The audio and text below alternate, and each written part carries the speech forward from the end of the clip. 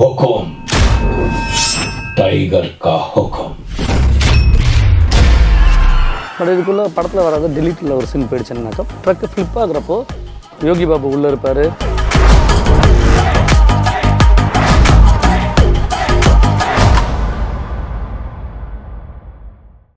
நான் சொல்றேன்னு தப்பா எடுத்துக்காத.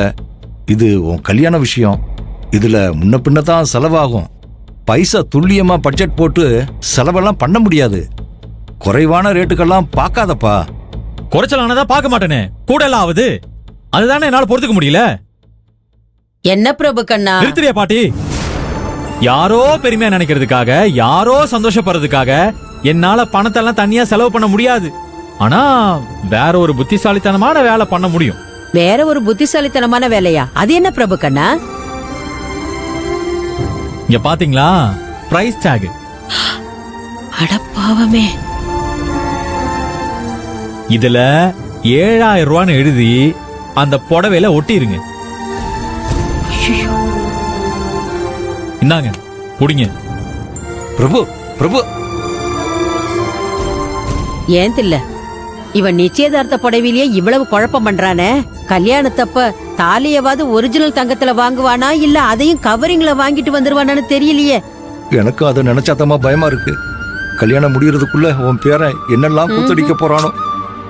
அப்பா, கல்யாணம் வரைக்குமாவது அண்ணே கஞ்சூசுங்கிற விஷயம் அன்னைக்கு தெரியாம பாத்துக்கணும்பா.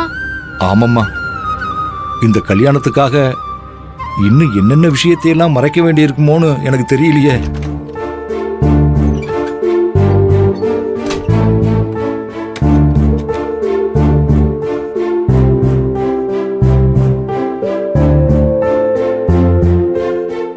தாத்தா, ஒரு பக்கம் என்னன்னா ஆதர கல்யாணத்தை கிராண்டா நடத்தணும்னு சொல்றா, இன்னொரு பக்கம் நம்ம வீட்டுல இருக்கிறவங்களே நிச்சயதார்த்தத்துக்கே ஏகப்பட்ட செலவுகளை இழுத்து விட்டுருவாங்க போல இருக்கு. நானும் நீயும் ரொம்ப உஷாரா இருக்கணும் தாத்தா. என்ன சொல்ற நீ? தில்ல, எதுக்கு வீணா மனச போட்டு குழப்பிக்கிற? இந்த நிச்சயதார்த்தம் நல்லபடியா நடக்கணும். அதுக்கான வேண்டியதை நாம பண்ணுவோம். சரிம்மா.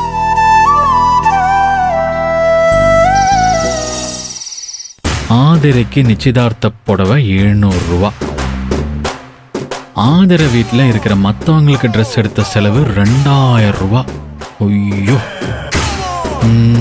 அப்புறம் வேற என்ன செலவு?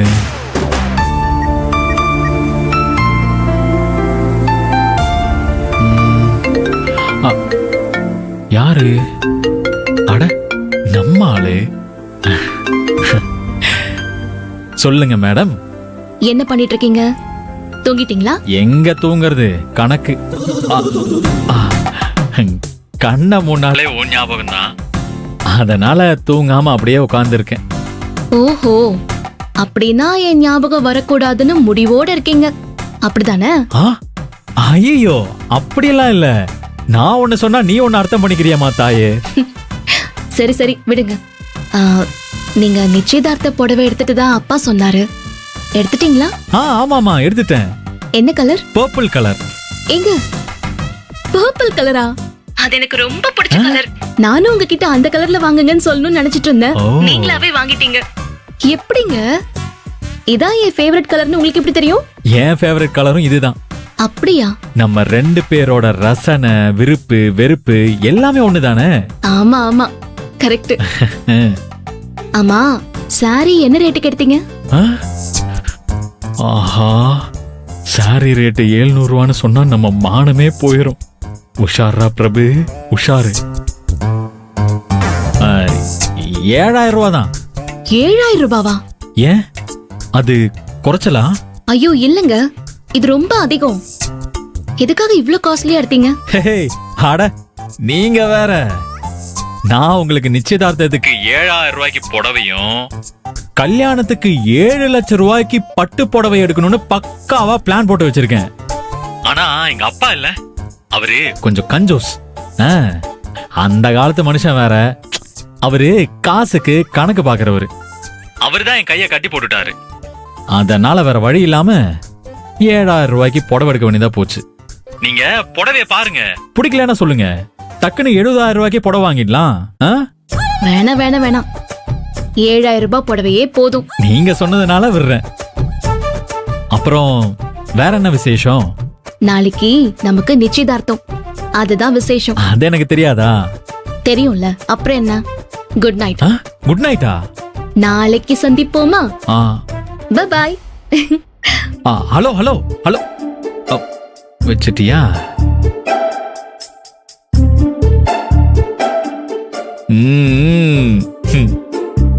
தாத்தா, உன் பேரை எப்படி சமாளிச்சான் பாத்தியா? ஆதிர புடவை ரேட்டை கேட்டதும் உன் பையன் கஞ்சூஸ்னு பழிய போட்டு நான் தப்பிச்சிட்டேன். கல்யாணம் வரைக்கும் இப்படியே மெயின்டைன் பண்ணி கொண்டு போயிடணும். என்ன சொல்ற? கரெக்டா பேராண்டி.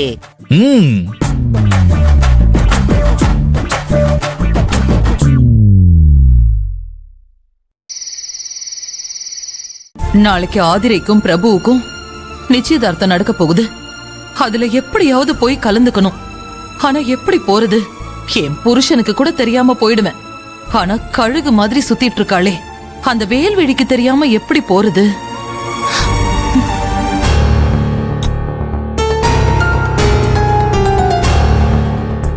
மேகலை எதுவுமே சமைக்கல. என்ன யோசிச்சுட்டு இருக்கா? எதுவுமே சமைக்காம அங்க போய் உட்காந்துட்டு இருக்கா?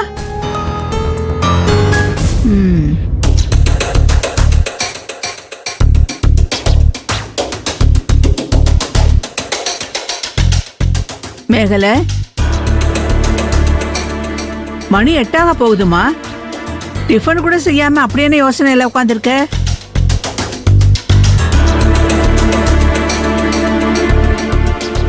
என்ன? எனக்கு உடம்பு நல்லா இல்ல.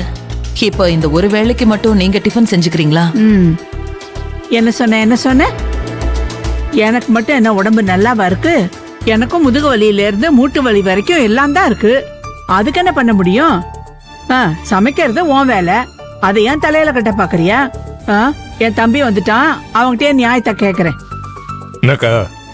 தம்பி, நீ ஏன் இந்த கொடுமையை கேளுடா. மணி 8 போகுது.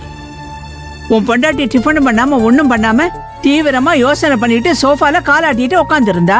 நான் பார்த்துட்டு பதறி போய் பக்கத்துல வந்து வெளியில போயிருக்கிற என் தம்பி பொண்ணு வர்ற நேரமாச்சு, டிஃபன் எதுவும் பண்ணலையான்னு கேட்டேன். அதுக்கு என்னால முடியாதுன்னு சொல்லி நீங்களே செஞ்சுக்காங்கன்னு என்ன எடுத்தெறிஞ்சு பேசுறா. அண்ணி, நான் உங்ககிட்ட என்ன சொன்னேன்? நீங்க இப்ப உங்க தம்பி கிட்ட என்ன சொல்றீங்க? நீ என்ன சொன்னியோ அதைத்தான் என் தம்பி கிட்ட சொல்லிட்டு இருக்கேன். அக்கா, நீ இருக்க. உனக்கு என்னாச்சு மேகலை? ஏன் இந்த மாதிரி எடக்கு முடக்கா பேசிக்கிட்டு ஏடா கூடமா பண்ணிக்கிட்டு இருக்க? என்னங்க நீங்க? உங்க அக்கா என்ன சொன்னாலும் யோசிக்காம அதை அப்படியே நம்பிடுவீங்களா? இவங்க சொல்ற மாதிரி நான் காலாட்டிக்கிட்ட எல்லாம் உட்கார்ந்து இல்லைங்க. எனக்கு மனசும் சரியில்லை, உடம்பும் சரியில்லை.